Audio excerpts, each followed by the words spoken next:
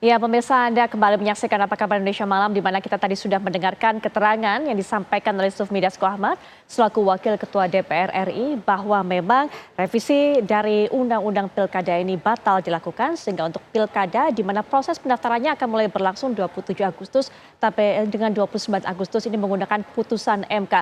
Kita kembali lanjutkan perbincangan, Pak narasumber juga masih bersama saya, ada Bang Ilham, Bang Ipang, kemudian juga dengan Prof. Hamdan Zulfa. Prof. Hamdan, mohon maaf tadi memutus keterangan. Mungkin bisa dilanjutkan apa yang disampaikan oleh Prof. Hamdan, termasuk juga memberikan tanggapan terhadap yang disampaikan oleh Sufmi Dasko Ahmad tadi. Ada perkembangan terbaru di mana Sufmi Dasko Ahmad juga menjelaskan bahwa ada upaya untuk bisa taat terhadap konstitusi, kemudian juga melihat bahwa hal ini bisa mengubah konstelasi politik tanah air. Silakan Prof. Hamdan Zulfa. Iya, terima kasih. Jadi pernyataan tadi jelas keputusan resmi dari DPR untuk tidak mengesahkan hasil rapat panja Badan Legislasi DPR. Saya kira ini patut kita apresiasi. DPR mendengarkan suara rakyat dan protes yang berkembang di seluruh Indonesia. Saya kira ini jalan terbaik memang yang harus diambil oleh DPR, yaitu tidak melanjutkan untuk mengesahkan hasil balik itu ke rapat paripurna. Kemudian yang kedua, sekarang saya kira malam ini KPU harus menyelesaikan PKPU itu, tinggal mengubah saja pasal mengenai persyaratan itu sesuai dengan putusan MK. Putusan MK itu sudah sangat clear kok. Jadi draftnya disiapkan, selesai, ya tinggal dibawa nanti untuk dikonsultasikan dengan DPR dan pemerintah, tentu di Komisi 2 DPR. Kemudian segera secara formal dimasukkan dalam berita negara oleh di Kemenkumham. Jadi hanya proses formal, semua ini adalah proses formal karena tidak apapun konsultasi tidak bisa mengubah putusan Mahkamah Konstitusi yang dalam amarnya sangat clear. Jadi semua ini adalah prosedur formal saja.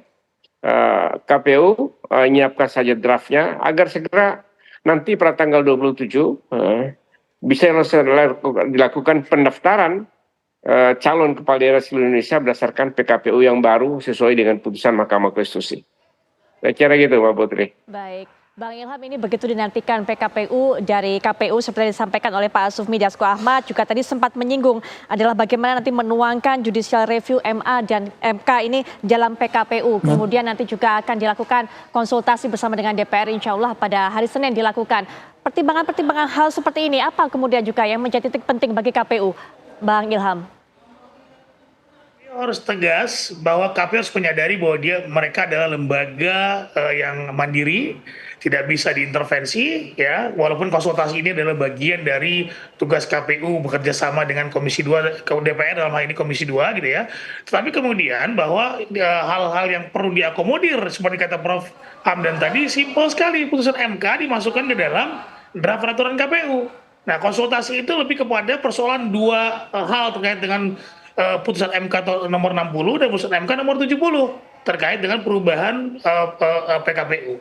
Nah, saya mungkin agak khawatir kemudian ketika konsultasi nanti, kalau bisa jangan terlalu lama dan fokus pada dua masalah itu saja. Karena besoknya sudah dibuka pendaftaran pilkada di seluruh Indonesia. Nah, tentu harus ada acuan hukumnya. Kalau kemudian tidak ada, nah tentu ini akan merubah jadwal dan itu tentu akan berpengaruh terhadap pelanggaran undang-undang karena undang-undang mengatakan bahwa 3 bulan sebelum hari H pendaftaran dibuka. Nah, inilah yang kemudian harus diperhatikan betul oleh KPU dan Komisi 2 dan DPR RI dan pemerintah bahwa waktu ini sudah sangat mepet sekali. Nah, sehingga kalau bisa Sabtu atau mungkin tanpa melihat hari libur ya, konsultasi ini bisa dilakukan. Demikian. Baik, selanjutnya juga hal ini membawa implikasi apa terhadap koalisi-koalisi partai, termasuk juga yang kita tahu selama ini yang bikin heboh Kim Plus, Koalisi Indonesia Maju Plus, Bang Ipang. Jadi putusan ini ketika sudah final dan mengikat ini akan ada banyak implikasi. Implikasinya adalah kotak kosong kemungkinan akan berkurang. Ini kan angin segar juga bagi demokrasi, karena demokrasi memungkinkan semua orang untuk masuk ke gelanggang. Ada istilahnya kontestasi, ada persaingan. Itu sejatinya demokrasi. Bagaimana mungkin kita berpikir orang tidak bisa masuk gelanggang? Sementara elektabilitasnya dominan, signifikan, bahkan bandwagon effect. Ada potensi kans menang, tapi nggak bisa masuk gelanggang karena threshold yang tinggi. 20 tadi kursi, 25 suara sah, kemudian sekarang jadi 7,5%. Artinya apa? Orang-orang terbaik yang disajikan dari grassroots, dari arus, dari kehendak pemilih, dari rakyat, memungkinkan mereka bisa bertarung, berkontestasi secara fair. Kalau mereka kalah di gelanggang pertarungan itu fair. Tapi kalau kemudian dia elektabilitasnya tinggi, punya modal racikan yang bagus, tiba-tiba dia menunggang popularitas yang sejatinya itu bersinar, ada potensi menang tidak bisa bertarung, kan itu musibah demokrasi. Nah dengan putusan MK ini itu salah satunya menyelamatkan itu. Memberikan ruang yang begitu luar biasa, sajian menu yang begitu lengkap variannya kepada masyarakat. Sekarang selama ini partai menseleksi orangnya, kemudian dihadapkan di meja menu ini kemudian disajikan kepada masyarakat untuk memilih dengan menu pilihan terbatas itu. Bayangkan orang ke Jakarta kalau hanya 2 pilihan, sementara dia ada pilihan yang lain. Nah ini akan itu yang menyelamatkan. Itu juga otomatis Anies akan bisa berlayar di Jakarta. Itu ada konsekuensinya. Dan konsekuensi yang lainnya adalah ya mohon maaf, Kaisang nggak bisa bertarung di Pilkada Jawa Tengah. Itu konsekuensinya. Nah ini yang saya katakan bahwa sejatinya memang kita berharap demokrasi itu adalah memberikan ruang yang setara, equal, bukan ketidaksetaraan. Nah, Kim Indonesia Plus tentu mereka juga apakah akan tetap masih solid? Menurut saya itu tetap akan masih solid. Karena apa? Kim Plus di Jakarta, menurut dugaan saya memang ada risiko. Mereka pasti harusnya mendukung yang bakal menang dong. Nah sekarang ada Ridwan Kamil dengan Anies akan bersaing. Kemarin kan Ridwan Kamil dimungkinkan tidak akan bersaing dengan Anies karena Anies tidak berlayar.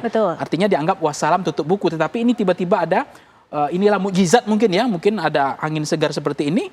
Akhirnya Ridwan Kamil akan berkontestasi. Dan Ridwan Kamil mengatakan dia juga putra terbaik.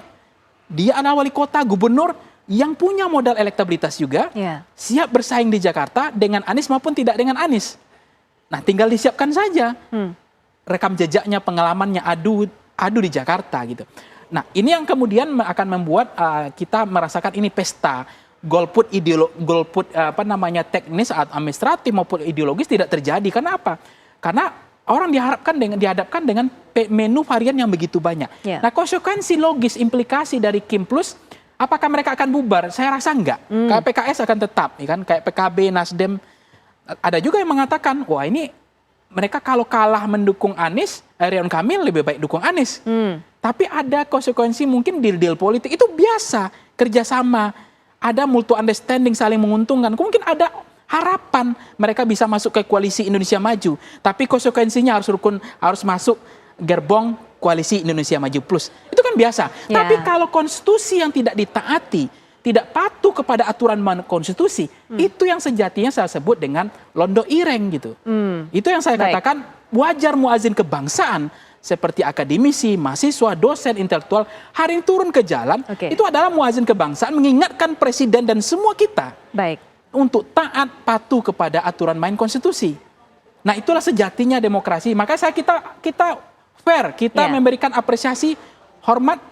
Angkat topi, kita bangga dengan DPR hari ini membatalkan revisi undang-undang rancang undang-undang pilkada ini. Itu artinya akan kembali ke putusan final yang mengikat tadi yang langsung itu diterapkan. Dan terutama yang disampaikan tadi Pak Dasko, kita hormat, kita apresiasi, kita senang dengan putusan ini. Beliau mengalah. Saya nggak kebayang Mbak, mereka pulang hari ini mahasiswa, semua yang hari ini turun ke jalan, mereka tidak sia-sia untuk menjadi ini. Artinya yang saya khawatirkan itu saja. Ada darah yang tercecer yang selama ini pengalaman sebelumnya polisi kita dalam tanda petik kurang humanis gitu. Nah dengan putusan ini, dengan pidato atau konferensi persnya Pak Dasko tadi, menurut saya ini sudah selesai, udah sejuk dan politik kita kembali ada tiupan angin segar lah gitu. Nanti kita bicara lebih lanjut mengenai tiupan angin segar ini. Setelah jeda berikut ini, apakah Kabar Indonesia Malam akan segera kembali?